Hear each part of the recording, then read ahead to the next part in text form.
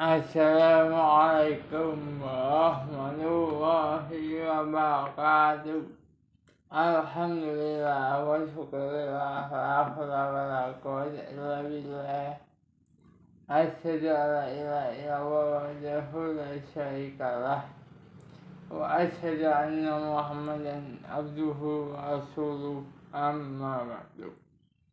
Bahasa subscriber Suarti Fabel, dimanapun Anda berada, pada kesempatan hari ini saya ingin bercerita kisah ini untuk kisah saya pribadi maupun untuk bahasa subscriber yang sangat saya sayangi, yaitu subscriberku Suarti Fabel. Pertama-tama malah kita selalu memuji atas berkat karunia yang diberikan Allah Subhanahu wa Ta'ala. Ya, terima kasih kepada beliau, kepada penciptaan yang lain juga terima kasih atas segala rahmat yang telah diberikan yang selama ini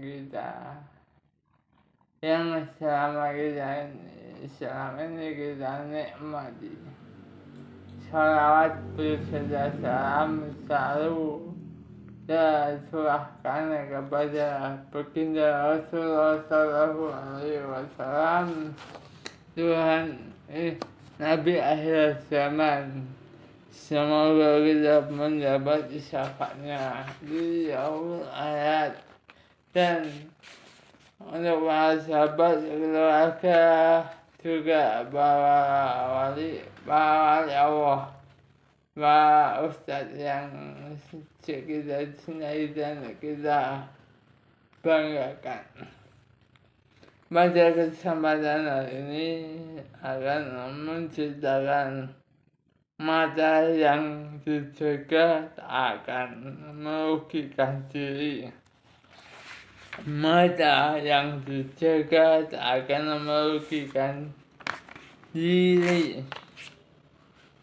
Hadirin sekalian, para subscriber Suarti Fabel, dimanapun kalian berada, saudara-saudara sekalian, perlu kita ketahui ternyata mata juga bisa membuat pemiliknya ditimpa musibah jika mata tersebut tidak digunakan untuk kebaikan.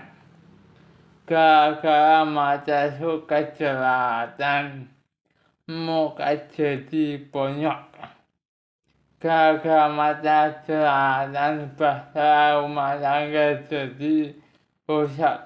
Gara-gara mata suka nakal, tak hayal bisa berakibat fatal. Kita mesti bersyukur karena punya Rasul yang begitu perhatian dengan umatnya. Kita mesti bersyukur punya Rasul yang telah memberikan pelajaran etika tentang menggunakan mata atau pandangan. Rasul pernah berpesan pada umatnya, jika kalian memang beriman, maka mestinya kalian bisa menjaga mata atau pandangan kalian. Karena banyak mafsadat yang bersumber dari mata atau pandangan. Bahkan beliau pernah mengatakan, bukan bagian dari umatku orang yang tidak bisa menjaga mata atau pandangan. Tuh, para subscriber Suarti Fabel begitu perhatian dan sayangnya Rasul pada umatnya, termasuk kita. Tapi ada sebagian orang yang salah pengertian tentang hal ini, sehingga mereka menganggap bahwa kok Islam itu banyak sekali aturannya. Islam itu ribet, Islam itu rempong. Itu banyak karena mereka cuma melihat sepotong-sepotong. Cuma melihat permukaannya saja, atau malah sebenarnya mereka bahkan nggak tahu atau nggak ngerti sama sekali tentang Islam. Padahal di balik kerempongan tersebut tersimpan sejuta atau bahkan lebih hikmah dan kebaikan untuk umatnya, termasuk kita bahasa subscriberku subscriber.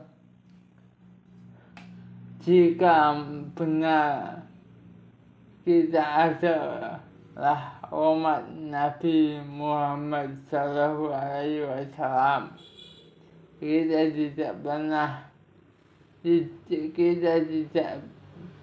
hanya akan memandang kerempongan tersebut, namun justru bersyukur karena diri kita dilindungi dari kemaksiatan dengan aturan tersebut. Sudah selayaknya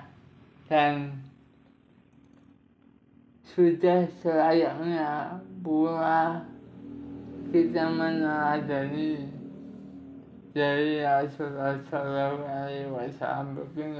Nabi Muhammad. Jika kita benar-benar mengaku sebagai umatnya, bahkan banyak juga hadis yang kontennya bilang bukan bagian dari umatku. Ini menunjukkan bahwa enggak sembarangan untuk bisa jadi dan diakui sebagai umat Nabi.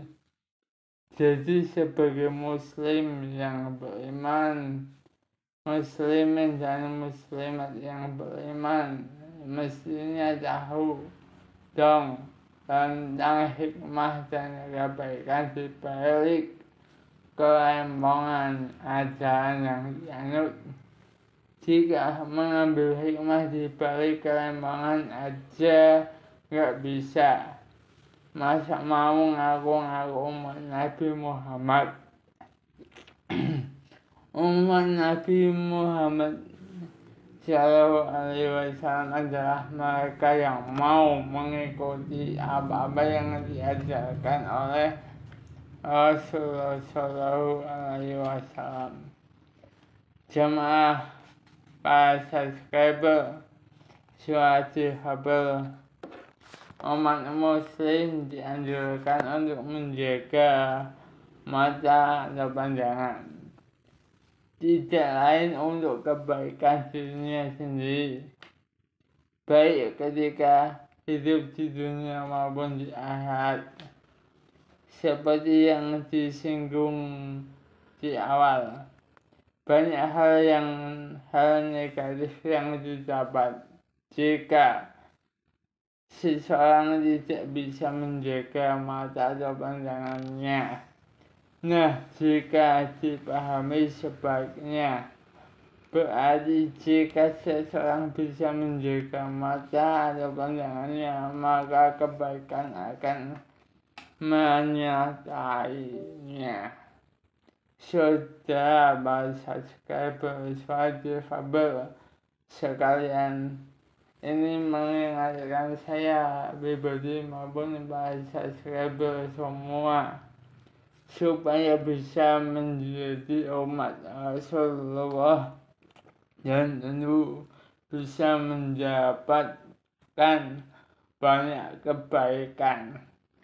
Mari kita pergunakan mata atau pandangan kita untuk hal-hal yang positif. Jika di sini ada subscriber suara difabel yang mungkin suka jelas dan matanya mulai sekarang kakak usah dibiasain lagi. Kan ada subscriber atau bapak-bapak sudah tua, hobinya yang cewek, apalagi ceweknya itu cantik seksi, pokoknya sedap dipandang mata. Dah ingat umur pak, ingat anak istri juga cucu di rumah. Hadirin para subscriberku suara difabel, ada satu kisah tentang seorang alim sekaligus ahli ibadah. Hampir setiap doanya selalu meminta pada Allah untuk dibutakan matanya. Inilah doa yang ia panjatkan. Ya Allah, saya memohon kepadamu, tolong butakanlah kedua mataku ini. Alhasil doanya pun dikabulkan oleh Allah Subhanahu wa Ta'ala. Kedua mata si alim jadi buta.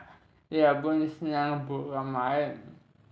Suatu ketika ada salah satu saudara yang menghampiri si alim tadi dan bertanya, "Wahai kakak, kenapa engkau meminta pada Allah untuk membutakan kedua matamu?